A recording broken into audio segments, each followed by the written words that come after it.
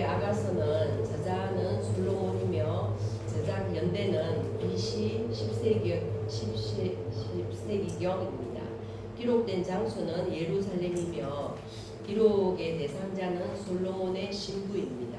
아가서의 주된 내용은 사랑과 결혼입니다. 아가서는 순수한 사랑의 특성들은 어떤 것이고 행복한 결혼 생활에 필요한 요소들은 무엇인지를 아름답게 묘사하고 있는 성경입니다. 오늘 이 시간에는 12절에 기록되어 있는 말씀을 중심으로 해서 증거하려고 합니다. 12절에 말씀하신 나의는 하나님이신 그리스도를 말씀하신 것이요 나의 누이 나의 신부는 하나님의 교회인 우리 믿는 성도를 말씀하신 것입니다. 그런데 성경에 보면 하나님은 남편이요 우리 믿는 성도는 아내라고 말씀하셨는데 사람들이 이 말씀을 보고 남녀 이성 관계로 생각하기가 쉬운데 그러나 남녀 이성 관계를 말씀하신 것이 아니고 두 인격이 합하여 희로애락을 함께 누리고 두 인격이 합하여서 한 인격을 탄생시키는 것을 말하는 것입니다. 그런데 12절에 보면 잠근 동산이라 덮은 우물이라 봉한 샘이라고 말씀하신 그것은 하나님께서 귀하게 보시고 아름답게 보시는 성도의 흠없는 마음을 가리켜서 말씀하신 것입니다. 우리는 오랫동안 죄악에 빠져 있어서 의의 자유를 하지 못했습니다. 하나님의 형상대로 지음을 받은 영은 존재하지만은 죄로 말미암아 하나님에게서 끊어져서 기능적으로는 완전히 죽었기 때문에 의는 없고 죄 가운데에 있게 되었습니다. 그리하여서 긴 세월을 거쳐오는 가운데에 점점 타락하고 속화가 되어 은밀한 것보다 나타난 것을 더욱더 귀하게 여기고 하나님의 심판보다 사람의 눈과 귀와 입을 더욱더 두려워하고 천국보다 눈에 보이는 세상을 더욱더 귀하게 여기게 되었고 이렇게 알지 못하는 긴 세월 중에서 습성 중에서 보이는 면에 치중하게 되었습니다. 숨겨져 가리우는 그 면에 더욱더 치중을 하게 되었습니다. 그래서 그 결과로 자기의 생각에 떠오르지 아니하고 자기의 눈에 보이지 아니하고 자기의 귀에는 들리지 아니하는 것이라고 하면 상관이 없는 것으로 무시하여 버리고 눈가림으로 사는 사람으로 되어 버렸고 마음이라고 하는 것을 아주 무시하는 데까지 나아가게 되었습니다. 이 마음은 다른 사람의 눈이 볼 수가 없습니다. 다른 사람의 귀에 들려지지 아니합니다. 다른 사람의 손이 우리의 마음을 만질 수도 없습니다. 또 다른 사람의 피부로 느낄 수가 없기 때문에 마음을 우리는 어쩌면 무시하고 살아갈 수도 있습니다. 그래서 외식하는 방편으로 다른 사람의 눈을 피하고 귀를 피하고 입을 피하려고 하였지만은 종말에는 전부가 망하고 자기 자신을 천하게 못쓰게 만든 것 뿐이었습니다. 그러나 성경에 보면 이 마음을 귀한 것으로 말씀하셨습니다. 사람들이 세상에서 지킬 만한 것들이 많지만은 다시 말하면 돈이나 원세나 명예나 위신이나 체면이나 지위나 건강이나 목숨이나 그런 것이 있지만은 그 중에서 힘써 지켜야 할 것은 마음입니다. 모든 것의 근원이 마음이라고 말씀하셨습니다. 그런데 사람들은 모든 것이 마음에서 나오는 그것을 잘 모릅니다. 마음을 단속하지 못합니다. 또 마음을 단속하지 못하기 때문에 결과적으로는 어떻게 됩니까? 자기 자신을 천하게 때로는 못쓰게 때로는 불행하게 만들기도 합니다. 성경에 보면 마음이 청결한 사람은 복이 있나니 하나님을 본다라고 말씀하셨고, 또 하나님을 찾아가는 것은 착한 양심이라고 말씀하시므로 마음을 중요하게 평가했는데, 귀중한 것이 마음이요 중요한 원인을 가지고 있는 기관이 우리의 마음이기 때문입니다. 그러므로 하나님께서 사랑하시는 성도의 마음은 잠근 동산이요 덮은 우물이요 봉한 샘이라고 말씀하셨습니다. 동산과 우물과 봉한 샘 같은 것은 마음인데, 우리 믿는 성도는 그런 마음을 가져야 합니다. 이 시간에는 그것에 대하여 전거하려고 합니다. 12절 말씀에 보면 말씀하신 잠근 동산이나 덮은 우물이나 봉한 샘은 능동성을 가진 것이 아닙니다. 동산이나 우물이나 샘이 혼자서 움직이는 것은 아니지 않습니까? 그래서 능동성을 가진 것인데, 잠그고 덮고 봉했다라고 하신 말씀을 보면 자기 혼자서 움직이는 것이 없습니다. 자기 혼자서 움직이는 것이 없고, 자기가 자기를 주장하는 것이 능동성이 없습니다. 주인이 있습니다.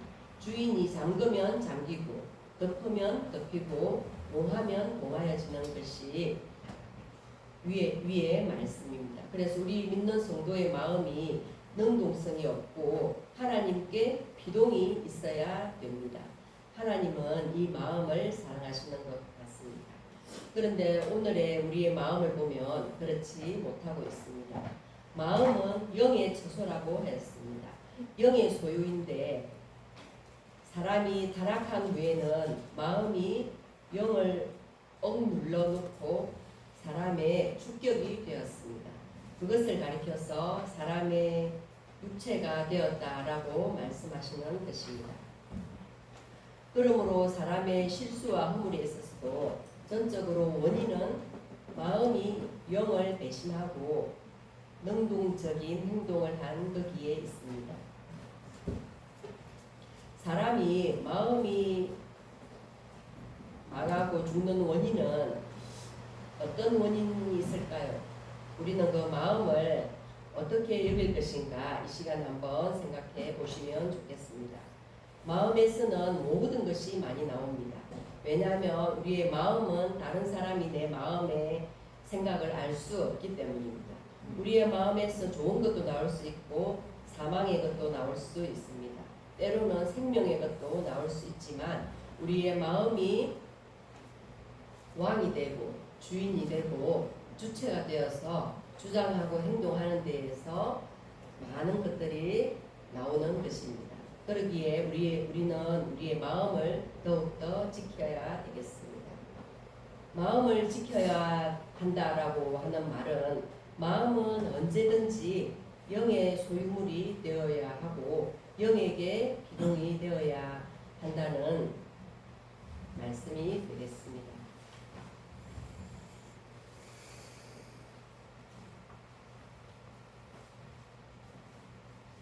인간의 행복과 불행이 어디에서 나올까요?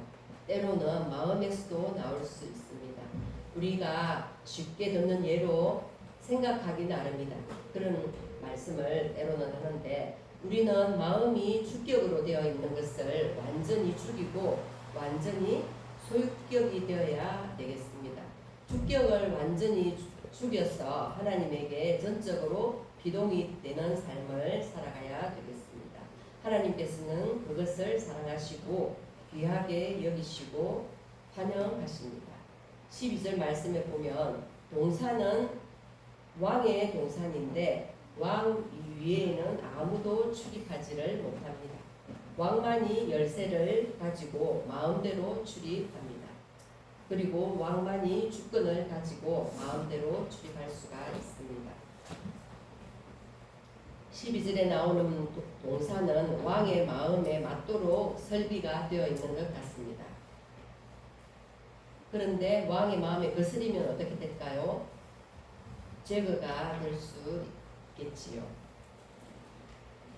우리는 우리의 마음에 무슨 뜻을 품어도 하나님께서 환영하시고 좋아하시고 기뻐하시는 뜻을 품어야 되겠습니다. 우리는 어떤 성품을 가져도 하나님께서 환영하시고 좋아하시고 기뻐하시는 성품을 가져야 하는데, 또 무엇을 소원해도 하나님께서 환영하시고 기뻐하시는 행동을 해야 되겠습니다. 그리고 모든 피조물이 진정 환영하고 좋아하고 찬양하고 기뻐할 수 있는 그런 마음을 품어야 되겠습니다. 그것을 가리켜서 잠건 동산이라고 말씀하신 것입니다. 어떤 사람들이 여러분들의 마음을 주장할 수가 있습니까? 하지만 어떤 사람들의 유혹이나 사상이나 주장이 우리의 마음에 잘못 들어오면 우리의 마음을 그들의 놀이터로 내어줄 수가 있습니다. 우리는 그러한 유혹이나 사상이나 주장을 조심해야 되겠습니다. 우리의 마음을 자유로이 사용하고 지나가는 그런 때가 있기 때문입니다.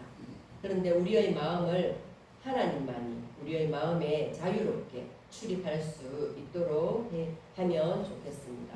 하나님만이 우리의 마음을 사용하시고 하나님께서 인솔하시는 그런 경우에만 우리의 마음을 사용하면 좋겠습니다. 어떤 집에 귀한 손님이 왔는데 조금 있으니까 불량한 사람들이 와서 시끄럽게 굴면 귀한 손님은 피하여 갑니다. 이와 같이 마음 안에 더럽고 불량한 것들이 들어오면 하나님은 그 마음 안에 계실 수가 없어서 나오시는 것입니다. 그런데 우리는 많은 것을 경험하고 체험합니다. 우리가 길을 가다가 보면 우리 자신도 모르는 사이에 수많은 다양한 것이 우리의 마음 안에 자유로이 출입하고 있는 것을 많이 경험하고 체험합니다. 한 시간만 우리의 마음을 다잡지 않고 놓아버리면 그렇게 됩니다. 방심하는 것은 쉬워도 그것을 정비하고 진정하는 데에는 힘이 듭니다. 그러므로 우리의 마음 안에 하나님이 출입하시고 하나님만이 우리의 마음을 소유하시고 주장하시고 사용하시도록 하면 좋겠습니다. 그런 마음이 굉장히 귀한 마음이 되겠습니다. 마지막으로 덮은 우물이나 동안샘은 다른 사람이 볼 수가 없습니다. 이해하지 못하지만은 그 속에는 무엇이 있느냐? 생수가 있습니다.